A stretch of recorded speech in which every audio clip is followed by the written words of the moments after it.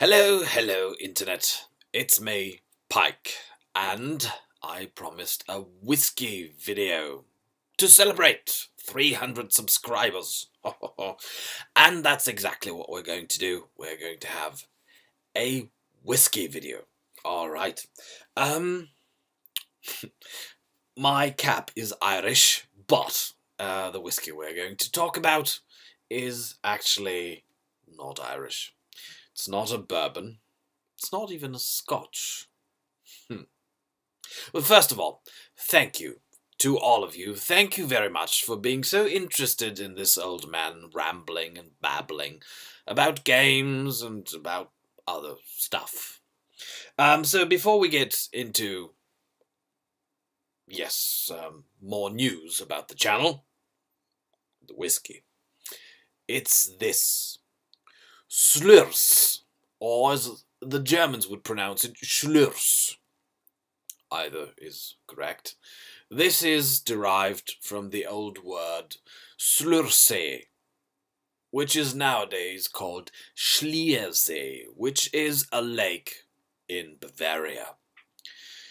Now you might say Germany, and Bavaria in particular, is not really known for being a whiskey-producing nation, and that's totally correct. They're not known for it, they're not famous for it. They're famous for other alcoholic beverages, like beer, for example, and rightfully so, in my humble opinion.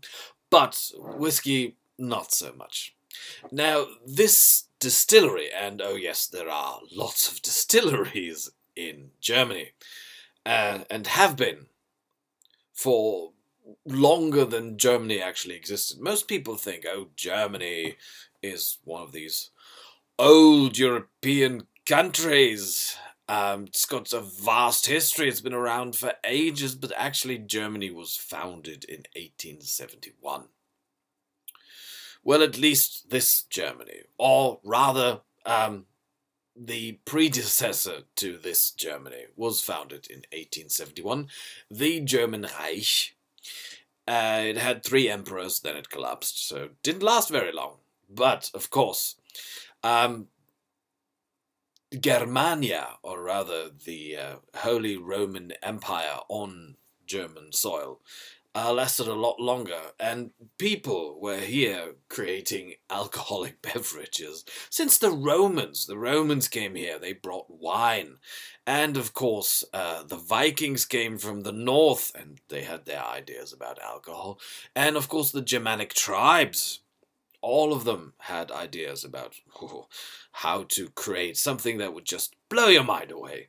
Though beer was, of course, invented by the Egyptians. Originally. Yeah, a few thousand years ago. But, of course, there always have been distilleries in what is now called Germany. For example, this one. These people in Bavaria actually create Obstler. Now, what is Obstler? Obstler is something that Austria in particular is famous for, but also southern Germany. Obstler is fruit brandy. So, apples, pears, prunes, for example. And in a real Obstler, you're only ever allowed to use one sort of fruit. So if it says this is, let me think of it, ein Mirabellenobstler or ein Apfelobstler, then, as the word says, apple, it's only allowed to have apples in there. If you're more specific, if you, for example, say this is a William Christ Obstler, then the only pears that are allowed to be in that Obstler are William's Christ pears. Nothing else. Not even other pears. So, that's what they have in southern Germany. Now, in northern Germany, not so much. In northern Germany, you'll find, like, the beer has a more rougher edge to it. It's not as sweet and as light, but it has much more of a bang to it. So is the brandy that they create up there. I dare say most of you have probably heard of corn, and of course I'm not talking about the American word corn, meaning, you know, the stuff that you get at Kentucky Fried Chicken with butter and salt on it, some pepper. No, I'm talking about corn, the drink. It is a grain brandy, usually made from rye, though you also find barley or even wheat. And that's what northern Germany is more famous for. So they too have lots of distilleries up there. Distinct difference between corn and vodka, of course. Corn does not have that much alcohol. The filtering is not as strict, and doesn't have any potatoes in it. But corn has been around for ages. Like the first time corn was actually outlawed in the territory that is now called Germany was in 1545, I think, by a city called Sandhausen. And they basically told everyone, all the distillers, no, you're not allowed to do that, stop it. Because these guys were buying up the grain and creating high percentage alcohol, which took a lot of money away from the brewers who made beer. So, like, our grain is getting so expensive, and it's hard to sell a barrel of beer when for the same price you can get a bottle of corn, and the bottle of corn bumps you off 10 times while the barrel only dumps you off 3 times. So people tend to buy the tougher stuff. So yeah, that's not they decided not to do it that way. But as I said, they do have a history of good distilleries right here in Germany. So, yeah. Where was I getting at? Oh, yes. We'll open this now. Here's my glass. Nosing glass. For anyone who's seen my 100 subscriber video, you know about this. So now this is, of course, closed. It is a 211 single malt whiskey limited edition. However, all bottles from this distillery are limited because they only ever do 100,000 bottles per batch because they're only a small distillery. So, this, by the way, this is bottle 3637 of this particular batch, 2011. It's 4 years ago. So, oh, and by the way, I think this is a 3-year-old. It's got 43% alcohol. So, here we go. Very excited.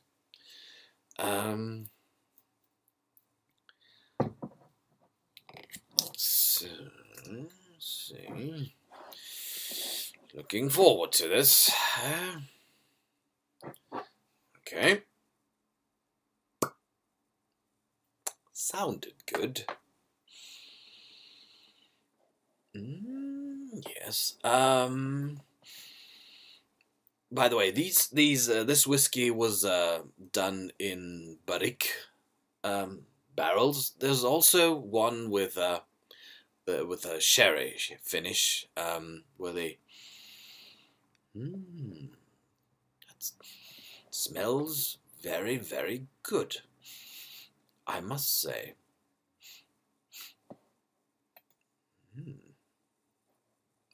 Okay. See.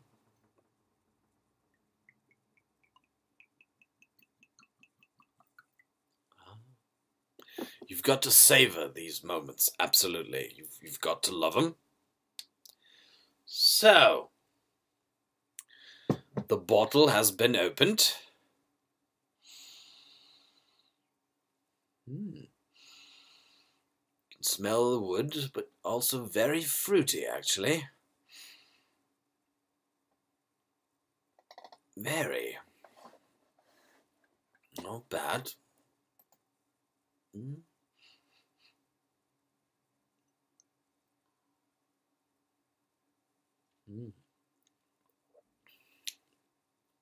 Oh. Yes, that's a good one. Interestingly enough, like I said, they don't have pot stills here in Germany, but they've got these stills for doing fruit brandy. So there are lots of people out there who say, like, hey, why shouldn't we be able to do whiskey with those? Might taste a little different, but it should be good. And it is. Ooh, lots of stuff to discover here. Lots of smells. Oh, yeah.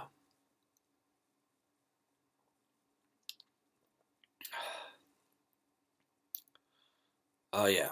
There's definitely fruit in here. It's almost sweet.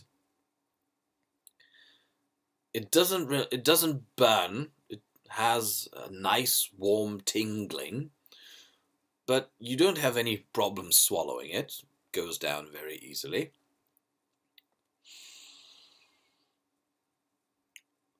Nice, very interesting smell.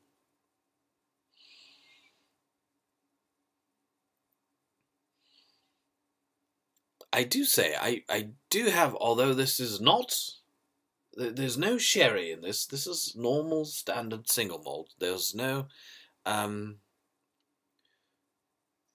know that the sherry edition even won an award, Best European Single Malt, in Gold Award in the Whiskies magazine, in the World Whisky Awards of 2014. But this is not the sherry edition. And I still think that I can smell a hint of sherry in there. Some dried grapes. Really? This is only 3 years old? That's amazing. Wow. Looking forward to... Oh, well, if this is from 2011... Doesn't say anything about the age here.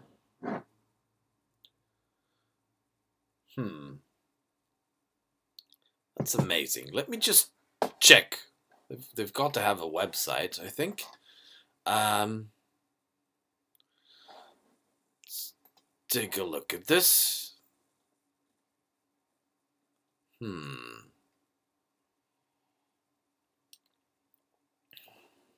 Maybe I can find it somewhere online. I mean, 43%. Age. Where's age? Seems to be a 3-year-old. Really, that's amazing. Because there's lots of potential in here. I would love to taste this one after 8 years or 10 years. Whoa. Not bad. And I dare say, if you keep stuff like this with so much potential in a sherry barrel for another 2 or 3 years. Wow. So yeah, kudos to the Bavarians. Looks like they really know what they're doing. And by the way, Slurs has, is using pot stills of a very unique sort. And they're made of copper, so they're the real thing, okay?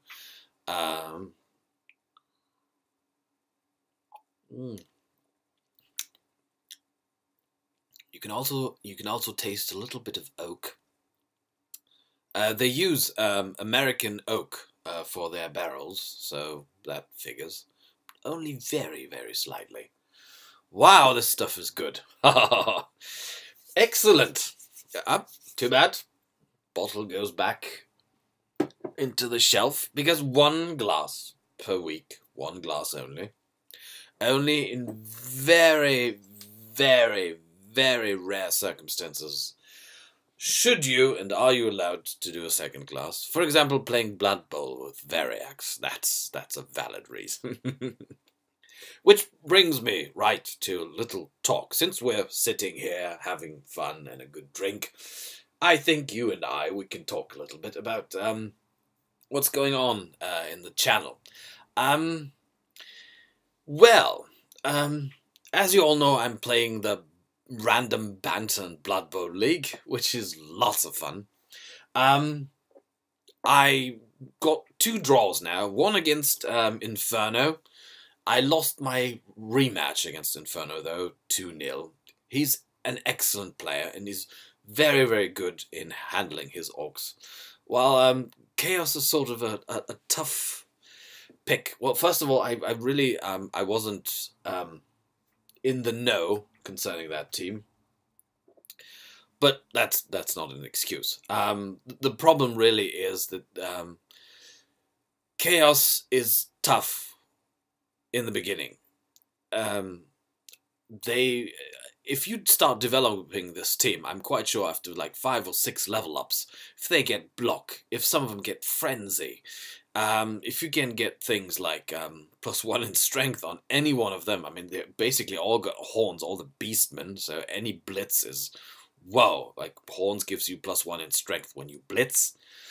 Chaos Warriors, I mean, they've got an agility of 3 and a strength of 4. That's pretty tough and mighty. If you can give those guys guard and block and mighty blow, holy crap. I mean, okay, the Minotaur, big mistake. Shouldn't have gotten that guy. Maybe somewhere later in the game, but at the moment, he's not really worth anything. Quite sure he gets good. If you develop your team, if you've got like 4 block players who've got block, and you've got some extras, like one with wrestle maybe, and one guy who has like sure hands to pick up the ball. If you then buy this guy and stick him in there as a, for example, as a roadblock, for example, then he can. I'm quite sure he can be extremely useful. But having him from the start was a very bad decision, because you need rerolls with these guys. They don't have block, they don't have dodge, they've got nothing, so you need rerolls. And having just one reroll in order to get that Minotaur, bad decision on my part. But I was able to get a draw against Malaki's Wood Elves, 1-1, which was a great game, unbelievable. Malaki, also a very good player, strategically excellent. Yeah, so let's see how the next game goes. I'm up against Dave, Yorkshire Dave, who's playing the Undead. It's one of my favorite teams, actually. So let's see how that goes. I've got a few level ups to make. We're currently waiting for our dungeon master, I almost said, for Variax to come back from Spain to actually authorize the games. Then we can level up. My Minotaur leveled up because he got most valuable player. That's another reason for not getting him, because he takes away SPPs from other players. But yeah, he leveled up, so let's see. Would be great if I roll a double and can get him block, but still, he's got Wild Animal, he's got all the Loner, and he's a disaster. Alright, speaking of Blood Bowl, I also got my Underworld Let's Play rolling. Love Underworld, always wanted to do a Let's Play with them. Now I'm doing it after doing Norse, which I rolled with the dice, and Camry, which I talked myself into. So yeah, those two are done. So now I'm doing Underworld. And that's fun because it's the first time that I actually pick a team. That I say, I want to play this team because I just love it. They're just a ragged bunch of losers. They're just a dirty dozen. Yeah, and of course the theme is heavy metal, which is also just my cup of tea.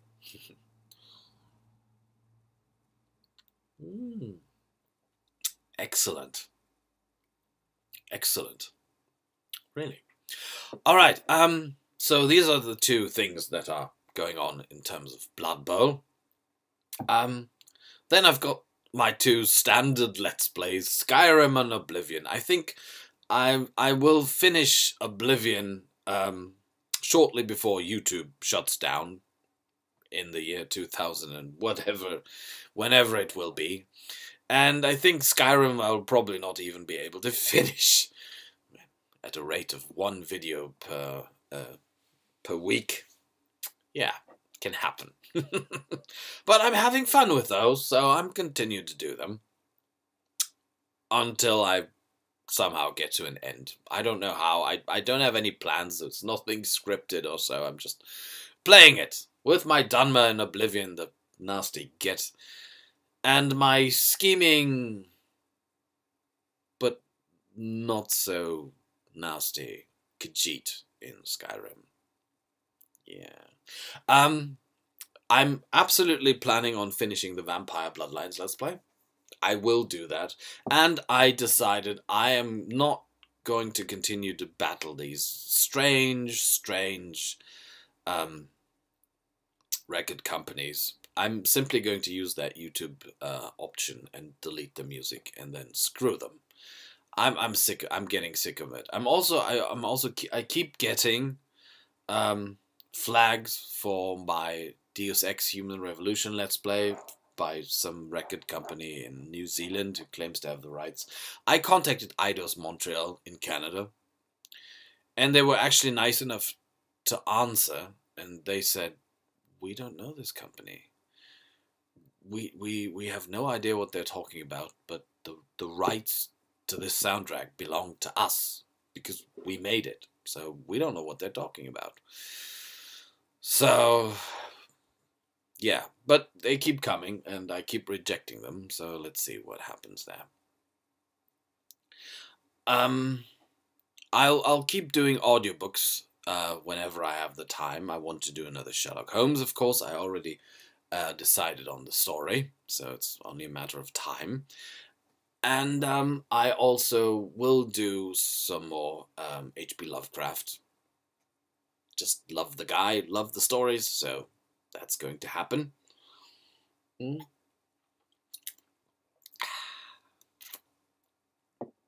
Good. This would fit very well with big chunks of raw ham. And cheese. And some grapes. That would be an excellent combination. Starting to get hungry. Alright, what else is there? Yes, Thief. I'm currently treating the Thief Let's Play like an unwanted, unloved stepson. And I kind of feel bad for that. But I have very little time to actually record stuff.